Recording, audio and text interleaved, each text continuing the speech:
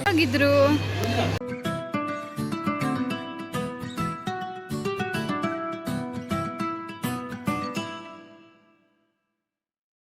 Hello, ಎಲ್ಲರಿಗೂ ನಮಸ್ಕಾರ. Welcome back to my YouTube channel. ಇದು ಸಂಡೇ ವ್ಲಾಗ್ ಆಗಿರುತ್ತೆ. ನಮ್ಮ ಡ್ಯಾಡಿ ತುಂಬ ದಿನದಿಂದ ಹೇಳ್ತಾ ಇದ್ರು ಒನ್ ಡೇ ಪ್ಲ್ಯಾನ್ ಮಾಡಿ ಹೊರಗಡೆ ಊಟಕ್ಕೆ ಹೋಗೋಣ ಅಂತ.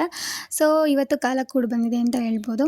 ಎಲ್ಲರೂ ರೆಡಿಯಾಗಿ ಹೊರಟಿದ್ದೀವಿ. ಇವಾಗ ನಮ್ಮ ಕೃಷ್ಣನೂ ರೆಡಿ ಮಾಡಿಸ್ಬಿಟ್ಟಿದ್ದೀವಿ. ಬಟ್ಸ್ ಭಯ ಆಗ್ತಿದೆ ಅಲ್ಲಿ ಹೇಗಿರುತ್ತೋ ಅಂತ.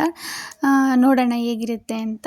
ಇನ್ನೊಂದೇನೆಂದರೆ ಫನ್ನಿ ವಿಷಯ, ನಮ್ಮ ಕೃಷ್ಣನ ಎತ್ಕೊಳ್ಳೋಕ್ಕೆ ಜಗಳ ಆಡ್ತಾ ಇರ್ತಾರೆ ನಮ್ಮ ಪಪ್ಪ ಮತ್ತು ತಂಗಿ. ಆ್ಯಂಡ್ ನಮ್ಮ ಮಮ್ಮಿ ಬೇಡ, ಇಬ್ಬರು ಬೇಡ, ನಾನು ಎತ್ಕೊತೀನಿ ಅಂತ ಹೇಳ್ತಾ ಇರ್ತಾರೆ. ಮಕ್ಕಳಂದ್ರೆ ಎಲ್ರಿಗೂ ಆಸೆ ಅಲ್ವಾ. ಇನ್ನೊಂದೇನೆಂದರೆ ನಾನು ಸ್ವಲ್ಪ ಫ್ರೀ ಆಗಿರ್ಬೋದು ಆರಾಮಾಗಿ ಅಂತ ಅನ್ಕೊತಿರ್ತೀನಿ.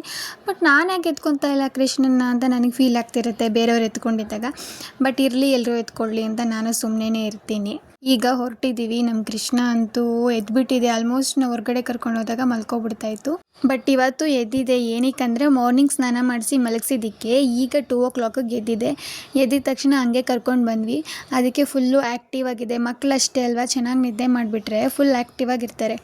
ಇವಾಗ ಹೋಟೆಲ್ಗೆ ಬಂದ್ವಿ. ನಮ್ಮ ಮನೆಯವರು ನಾವು ಬರೋಕ್ಕೆ ಮುಂಚೆನೇ ಬಂದುಬಿಟ್ಟಿದ್ರು ಆಲ್ರೆಡಿ ಹೋಟೆಲ್ಗೆ. ನಾವು ಬರೋ ಅಷ್ಟರಲ್ಲಿ ಒಂದು 5 minutes ಲೇಟ್ ಆಯಿತು. ನಮ್ಮ ಕೃಷ್ಣ ಅವ್ರ ಪಪ್ಪನ ನೋಡ್ತಾ ಇದೆ, ಯಾರಿದು ಅಂತ. ನಮ್ಮ ಕೃಷ್ಣ ಹೋಗಿದ ತಕ್ಷಣ ಸ್ವಲ್ಪ ಚೆನ್ನಾಗೇ ಇದ್ದರು. ಆಮೇಲೆ ಸ್ವಲ್ಪ ಹೊತ್ತಲ್ಲಿ ಏನಾಯಿತೋ ಗೊತ್ತಿಲ್ಲ, ಹೊಸ ಜಾಗ ಅಲ್ವಾ, ಜೋರಾಗಿ ಅಳ್ತ್ಬಿಟ್ರು ಪಾಪ. ಆಮೇಲೆ ನಮ್ಮ ಮಮ್ಮಿ ಸ್ವಲ್ಪ ಸಮಾಧಾನ ಮಾಡಿದ್ರು. ಆಮೇಲೆ ನಮ್ಮ ಪೋಕ್ಷಿತ ಮಾತಾಡಿಸ್ತಾ ಇತ್ತು, ಕೃಷ್ಣ ಕೃಷ್ಣ ಅಂತ ಕೂಗಿದ್ರೆ ನಮ್ಮ ಕೃಷ್ಣಂಗೆ ಗೊತ್ತಾಗ್ಬಿಡುತ್ತೆ ನನ್ನೇ ಕರಿತಾ ಇದ್ದಾರೆ ಅಂತ. ಸೊ ಫುಲ್ ಆ್ಯಕ್ಟಿವ್ ಆಯಿತು, ಪರವಾಗಿಲ್ಲ ಅಂತ ನಮಗೂ ಖುಷಿ ಆಯಿತು. ಆಮೇಲೆ ಸ್ವಲ್ಪ ಹೊರಗಡೆನೂ ಕರ್ಕೊಂಡು ಬಂದ್ವಿ. ನನ್ನ ತಂಗಿ ಹೊರಗಡೆ ಕರ್ಕೊಂಡು ಬಂದುಬಿಟ್ಟು ಎಲ್ಲ ಕಡೆ ತೋರಿಸ್ತಾ ಇದ್ರು. ಅವರು ಎಲ್ಲ ಕಡೆ ನೋಡಿ ಸ್ವಲ್ಪ ಸರಿ ಹೋದರು ನಮ್ಮ ಕೃಷ್ಣ. ಆಮೇಲೆ ಬಂದು ಮೆನ್ಯೂ ನೋಡ್ತಾ ಇದ್ವಿ ಏನೇನು ತೊಗೊಳ್ಳೋದು ಅಂತ. ಅಷ್ಟು ಲಿಸ್ಟಸ್ ಇರುತ್ತೆ, ಯಾವುದು ಏನು ತೊಗೊಳ್ಳೋದು ಅನ್ನೋದೇ ಗೊತ್ತಾಗಲ್ಲ ನಮಗಂತೂ. ಬಟ್ ನಾನೊಂದು ಫಿಕ್ಸ್ ಆಗಿದೆ, ನಂಗೆ ನಾಟಿ ಸ್ಟೈಲ್ ಬಿರಿಯಾನಿನೇ ಬೇಕು ಅಂತ. ಅದೊಂದು ಹೇಳಿದ್ವಿ. ಮತ್ತು ಮಟನ್ ಬಿರಿಯಾನಿ ಒಂದು ಹೇಳಿದ್ವಿ. ಆಮೇಲೆ ಸ್ಟಾರ್ಟಸ್ ಇತ್ತು ಚಿಕನ್ದು ಕಾಂಬೋ ಅನಿಸುತ್ತೆ, ಅದೊಂದು ಹೇಳಿದ್ವಿ. ಆ ಸ್ಟಾರ್ಟಸಲ್ಲಿ ಒಂದು 5 dishes ಏನೋ ಆ್ಯಡ್ ಮಾಡಿದರು. ಅದರಲ್ಲಿ ತಂದೂರಿ ಇತ್ತು, ಬಾರ್ಬಿಕ್ಯೂ ಇತ್ತು, ಮತ್ತು ಗ್ರಿಲ್ ಚಿಕನ್ ಇತ್ತು. ಆಮೇಲೆ ಇನ್ನೂ ಬೇರೆ ಏನೋ ಇತ್ತು, ನನಗೂ ಅದೆಲ್ಲ ಗೊತ್ತಿಲ್ಲ ಅಷ್ಟಾಗಿ ನೇಮ್ಸ್ಗಳು. ಬಟ್ ತುಂಬ ಚೆನ್ನಾಗಿತ್ತು ತಿನ್ನೋದಕ್ಕೆ. ಸರ್ವ್ ಮಾಡ್ತಾಯಿದ್ದಾರೆ. ನಮ್ಮ ಕೃಷ್ಣ ಅಳೋಕ್ಕೆ ಸ್ಟಾರ್ಟ್ ಮಾಡಿದ್ರು. ಪಾಪ ನನಗಂತೂ ತುಂಬಾ ಬೇಜಾರಾಯಿತು.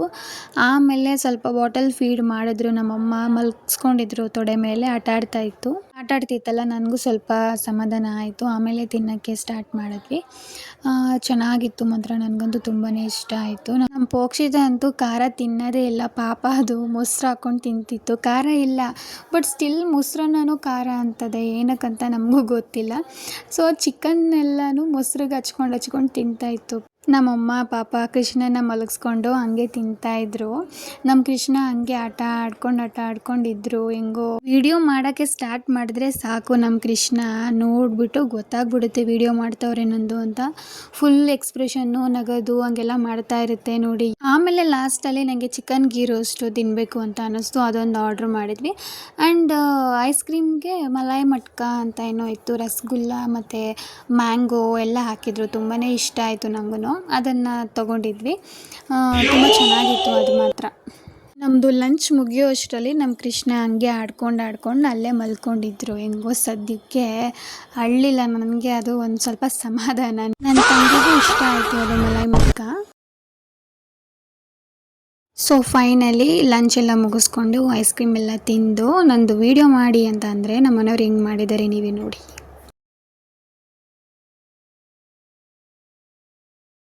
ನಮ್ಮ ಕೃಷ್ಣ ಇನ್ನೇನು ಹೊರಡ್ಬೇಕಾದ್ರೆ ಎದ್ದೊಳ್ತು. ನಿದ್ದೆ ಆಗಿದ ತಕ್ಷಣ ಫುಲ್ಲು ಸ್ಮೈಲ್ ಮಾಡ್ತಾ ಇರುತ್ತೆ ಚೆನ್ನಾಗಿ. ಇನ್ನೇನು ಹೊರಟಿದ್ದೀವಿ ಮನೆಗೆ.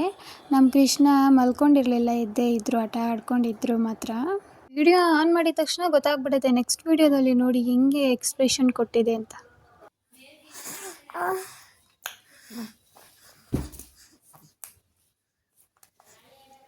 ಕೃಷ್ಣ ಏನೇ ಕತ್ತಿದ್ದು ನೀವು ಹೋಟೆಲಲ್ಲಿ?